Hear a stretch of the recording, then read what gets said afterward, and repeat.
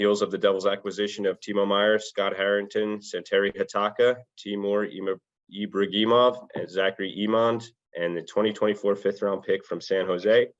We're honored to be joined by Devils General Manager, Executive Vice President Tom Fitzgerald. At this time, we'll open it up for questions. We ask all media to please send me a note in the chat, and then we'll turn it over to you for your respective questions. We'll start off with Amanda Stein, NewJerseyDevils.com. Fitzy, I guess the first thing is how are you feeling now that it's officially done? Well, excited. I'm happy, but we have a lot of work to do. This is part of trying to build success and trying to build camaraderie with your team and connectivity as we used. And you're adding, a new piece here that is new.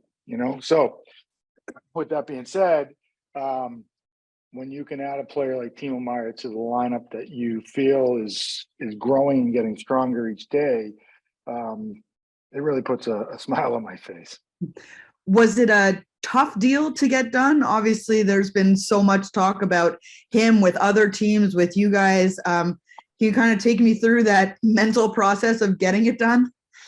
Well, with social media that I'm not really on, it's tough to not see what's going on out there. But you just try to block out the noise and try to create a framework of a deal that you feel is fair, that they may feel is fair, because you're always going to lose good players, and we did that in this draft. This trade. But we've been gearing for this for a long time, where we've been selling off, going back to my mentor Ray Shero, selling off older players, gaining assets, using those assets in the draft, really relying on our amateur staff with the guidelines of what's important and what's a devil, but really drafting assets, developing assets for New Jersey, whether they play in New Jersey or they're traded for players to play in New Jersey. That's been the goal since day one. And now we're at a situation in the stage where we can actually apply that because of where we're at. I think you sort of touched on something important there that I want to bring up is when you talk about the depth, particularly when you're looking at defensive depth that has been, really been accumulating for the franchise. You didn't have to touch maybe 1-2 prospect in Nemec and Luke. How, does that really speak to what has been building here, that you can pull off a trade of this magnitude and keep those two guys on your roster or in your system rather? Yeah, for sure. And what I won't do is apologize for the stable of prospects that we have. Shakir Makamadulan I personally think he's going to be a tremendous NHL player. But that's the cost of doing business, giving up a prospect like that. Yes, his name's not Hughes or Nemec of recent drafts, but he's still an everyday NHL player that we believe was going to be a top 4. And quite honestly, I think he would have helped us this year as a depth defenseman that can come in and help play because of where he's been playing. But with that being said, you got to give to get, and giving up a Shakir is not easy. But if the result's of Timo Meier, that's a nice result. Last from me, a bit of a 2-part. Have you spoken to Timo yet? And have you maybe spoken to Nico yet? Because obviously they know each other, they're friends, and he's your captain as well. And it's a significant move for your team. Well, Nico I'm very transparent with all my players. Amanda, you're around, you see where I'm at. That locker room is like my home. Yep. No one feels uncomfortable, I don't believe, when the GM walks by and says hello, or sits down, has coffee with them, or has eggs or in the morning. So very comfortable down there with the players. So Nico and I have talked a lot about this situation. So he's more than aware. As far as Timo is concerned, yes, I've had a talk with Timo, and I can't explain how excited he is to be part of our organization. I really thrilled, giddy thrilled, like as I was. So it was a great conversation. We're just kind of working out some details on how to meet up and where we should take him, or probably just meet us in Denver. I was going to say, is that probably the likelihood is that he'll meet the team on Tuesday? Yeah, and and everybody knows he's still dealing with an injury that no one is concerned about. But the most important thing is for him to get healthy, and be ready to go when he's ready to go. Thanks, Fitz. Congratulations. Thanks, Amanda. Thank you, Amanda. Next question go to Ryan Novozinski, NJ.com. Hey, Tom, how you doing, man? Ryan, I'm doing great. That's good to hear, man. It's good to hear. So Tom, kind of set the scene a little bit here. The war room today. Just sort of what was that deal is done, quote unquote, phone call like? Well, it was great to finally we have a deal. And that's important. Today's was a little more relaxed, I guess, because I really felt the framework, it was already there, that Mike Greer and I were going to finish this off today. Smaller areas, but the big pieces were all in place. And we've accepted each other's, conditions on some things. But I guess the waiting game happens. You sit there and you wait for the league to actually get back to you. The process of making a trade is pretty simple. You just, our team would write the email out to their team. They go over it. They say, yes, that's good. That email goes to the league with both parties. And then they set up a trade call after they go through all the contracts, the cap implications potentially, just making sure everything is aligned. And then they have the trade call. But when you sit there and you wait and you wait and you wait, it's painful. So that's really what today was all about, was just waiting around for the league to get in touch with us about the call. Tom, in the past couple of months, be it chance, be it online noise, how many times have you heard the name Timo Meier? Well, I've heard it a lot because we've discussed his name a lot internally about how can we get this player, how attractive we are to this player, how great would he be with our team, and the fans thought the same way, which is great. So yeah, I have heard the chance. But at the end of the day, you can only push so hard and try so hard, and I really, really thankful for my team. Whether it's Kate Madigan, Dan McKinnon, Marty Brodeur, Al Santilli, Scott Litwack, Tyler Dello, guys. These are the people who've been in the war room with me every single day. Not only them, but the support of David Blitzer and Josh Harris and Tad Brown, and just their mentorship and helping me, really make a decision like this a little easier because of the want for the player, because of who he is. So there's a lot of people who have really played a major part in this, and I thank them first and foremost. But we're all had the same goal. How can we improve our team? Who is the player out there that can improve our team? And it all came back to Timo Meier. Tom, how confident are you that about an extension and that could get done? Well, I mean, I could sit there and say I'm confident. What I am confident in is who we are, what we can sell, our team. I've always said this, New Jersey is a diamond in the rough. People outside of here do not know what it's like until you get here and go, wow, this really is incredible. You have one-stop shopping, game rink, practice rink.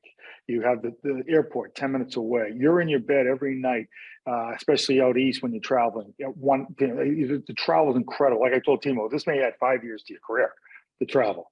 Whether you're living in Jersey City, Hoboken, in the cities across the suburbs are beautiful. It's a hidden gem. People do not know about New Jersey. And what we do believe in is we're very confident that what we can provide and sell is something that we believe Timo will buy. Tom, last two from me. Are the Devils done at the trade deadline, or do you anticipate anything else looking around wise? Well, ironically, my staff is coming in tomorrow. My pro guys are coming in, my personnel guys are coming in, and we're gonna start really looking at our roster and where can we add some depth. Where are areas where we believe we need to add depth.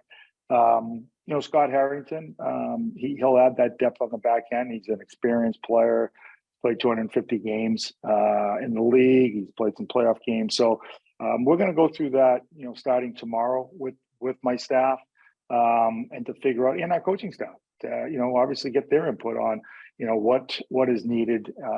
Again, I've said this before. I don't think you can add X amount of players and feel that they can really inject themselves into a system. It takes time. It'll take Timo Meier time to understand how we play, how we come back into D zone. But that's why doing something like this earlier than the actual deadline made so much more sense to me, because of the on ice and the educating part of how we play. Last one, Tom. How are you celebrating tonight? My wife and I will probably go out and grab a drink or two and relax and just kind of just enjoy it. Really enjoy this moment. And like I said, prepare tomorrow for what's next for the New Jersey Delta and how can we continue to improve. Thank you. Thanks, Tom. Thanks, Ryan. I appreciate it. Thank you, Ryan. Our next question will go to Mike Morial, NHL.com. Hey, Fitzy. Thanks for doing this. Thanks, Michael.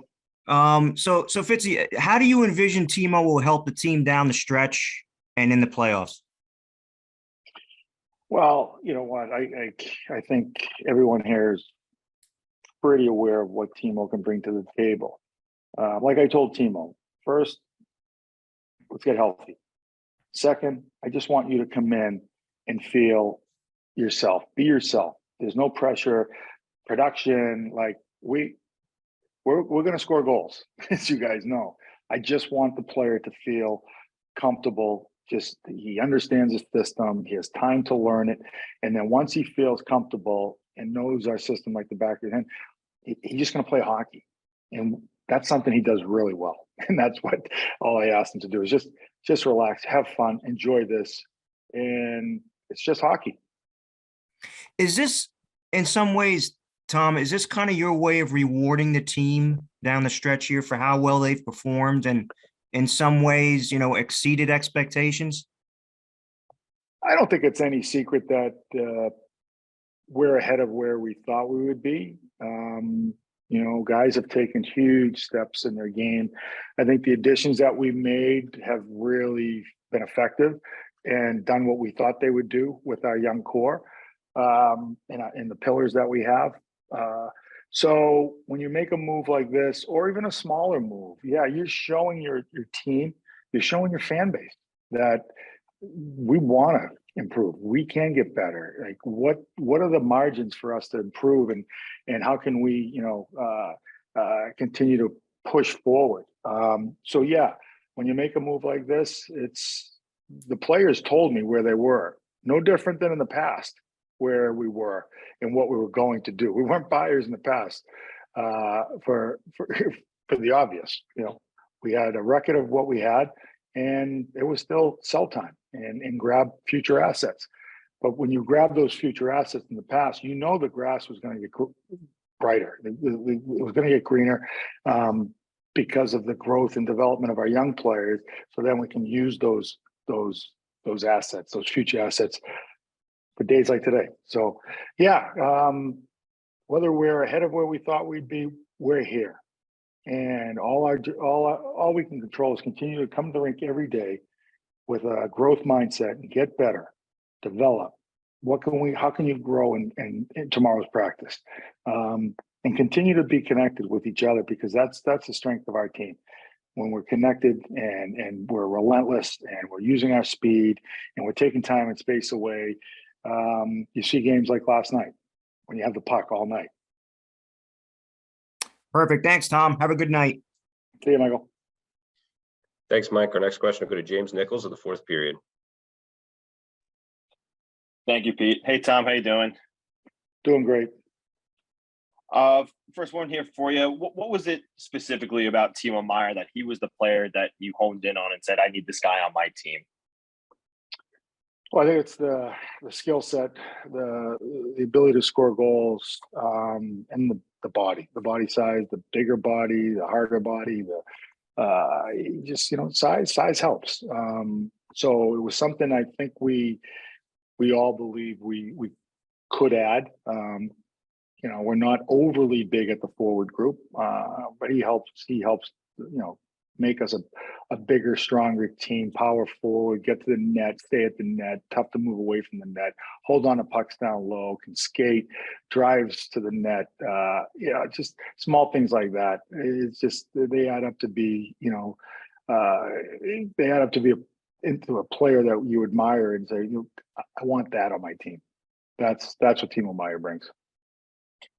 And obviously this has been a thought that's been brewing. Have you had any talks with Lindy about where you might think he fits best in the lineup? And is there a desire to slot him next to his countryman and Nico Hischier? No, we haven't talked about that. Again, the most important thing right now is continue, his continued health to improve, and he's doing that. Talked to him today, he skated today, he's feeling great. Whenever that day is where he's ready to play and really get at it in practice, of course we're going to talk about it, but we won't write anything in stone, that's for sure. And you referred to how giddy you and Timo were about the acquisition. Did you get a sense from any of the other guys in the locker room about how giddy they might be too? I haven't. Today was a day off for our group, well-deserved day off. We'll see them tomorrow.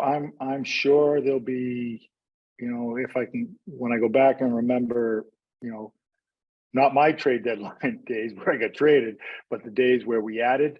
Those were good days because you knew the organization cared to continue to get better and show that, I want to help you guys get to where we want to go. So I'm guessing tomorrow there'll be a lot of giddy guys. This has obviously all come to fruition rather recently, but Damon Severson wears number 28. Has he decided what number he's going to wear? I think he has decided. I just I don't want to lob it out here till it's official. He threw that out. Something we'll discuss, but when it comes to numbers, if a player feels comfortable in a certain number, it doesn't matter to me as long as he plays well. That's all I care. Last one here for the Fitz. Thank you so much for your time. Obviously, the fans tried to speak to you with all those Timo Meier chants. Anything that you would like to say back to them now? Well, I think I heard them loud and clear first. I understand who they wanted. It's great when it aligns with the hockey ops department, who we want. But you know what? This is something that they deserve. I just said it earlier in this interview. Not only players, but our fan base deserves this excitement. You saw that place last night. When's the last time you saw it like that? And it's only going to continue to get better. And that's what excites everybody, that we are coming into a situation where, okay, this is, I know our team believes that they have a championship caliber team, whether it's this year moving forward, but we have the right pieces. We'll continue to build and put the right pieces in place. But this move, the fans deserve this. So again, try to get Timo healthy. He will get healthy, and we'll try to get his name on a contract long term. But we won't press for anything. But the fans deserve this. All right, great. Thanks so much, Fitzy. Take care. Thank you, James. Our next question will go to Ben Burnell. Hey, Tom, thanks for doing this. I'm from Utica and cover the Comets. I was just wondering what the kind of considerations were for the kind of the AHL level, the depth level as you were going about making this deal. I see there's a few other pieces involved. That's a great question. Sometimes your American team gets lost in something like this. We try to acknowledge that if there's a need down there, that maybe we can get something thrown in. A lot of these deals that happen, you could, this is a 9-player deal. You've seen some of the deals in the past that I've done where you're taking a contract or two, and that's what this was, just to even out some contracts. We're trying to not only help New Jersey with assets, but help Utica. Whether that's today or this week, or even the week after, where the American League deadline is. I know Dan McKinnon, the GM there, is and Scott Litwack, his assistant, will continue to try to build out some needs. It's not that easy, but at the end of the day, when we do these deals and you have to take certain things back, they either align or they don't. We'll see. We'll see what happens. With some of these players down there. But right now, they're in a good spot. They're playing well and sitting in second place in a very tough division. And I'd like to help them as well as we move forward. So have any of these players been assigned to Utica yet? Well, we got a couple injured guys, and one guy that we haven't decided what we're going to do with yet. So that's all I can say about that. Okay, thank you. You're very welcome. Thank you, Ben. Next question, go to Dan Rosen of NHL.com. Hey, Tom, thanks for doing this. Hi, Dan. So just one question for you. Obviously, you saw the Islanders do their move with Bo Horvat. The Rangers followed. The Bruins got involved. The Leafs got involved. Now you guys. More to come with the Rangers, probably more to come with some other teams. What do you make of the trade market and how it's impacting the entire Eastern Conference playoffs situation? I mean, my take on it is that everybody wants to put all the really good players in the East like, on trades. So it's amazing. But you know what? I was just doing what I felt was best for the New Jersey Devils, not reacting because of what the Rangers did or what they may do again and what the Islanders did. They do their business because of what their needs are. I'm not a reactionary general manager or person. I'm very thorough, and I try to think things out and really stick to a game plan. Then you maybe would deviate here and there, but Timo Meier was the player that we've identified from the get-go for a couple of reasons. Obviously, the way he plays, what he can bring to the table, and his contract situation. We control this player for 2 years, and of course we'll try to continue. We will start at some point to try to ink his name to a long-term deal. But I do believe New Jersey will sell itself.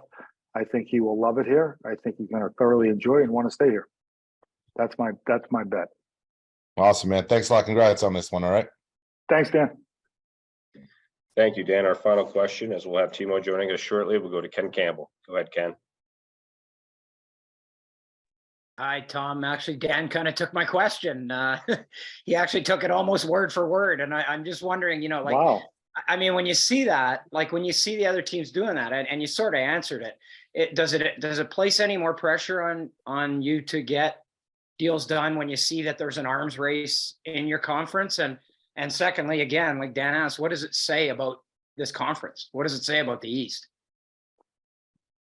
Well, as far as pressure is concerned, there's enough pressure in this job day to day that what other teams do doesn't add to it, for me anyways, because it's a high pressure job.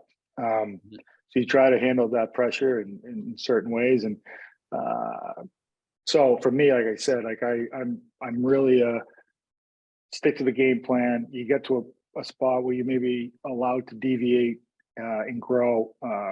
But this was a player that we identified from the get-go, worked extremely hard to frame out a deal, and felt that, we could afford ourselves given a little bit more because of what we've collected over the last few years. And at the end of the day, our goal was to trade for Timo Meier, and feel good about what we didn't give up, and feel good about what we're adding. And we feel really good about that. Now, as far as the East, I just said it. It's a powerhouse. It really is. It's really a powerhouse. You see what the Bruins just did, and obviously the Rangers and what they did and what they're probably going to do. The Islanders, Bo Horvat's a hell of a player. Too Harvey, a really good, strong, veteran-laden team. Toronto, again, with the star power and adding a Stanley Cup champion captain. Yeah, Tampa, I mean, until you beat Tampa, they're still, probably the best team that's been the last 5 years here in the East. So Florida, what they're doing, they're coming. It just, there's never an easy night, Ken, you know that. But you know what? That's what pushes you, to be at your best. And as a manager, all I'm trying to do is really put the best team together, not the best collection of talent. And we've got some, we're going to go through some stuff this week to see where we can add and, see what the edges look like and try to become a better team if possible.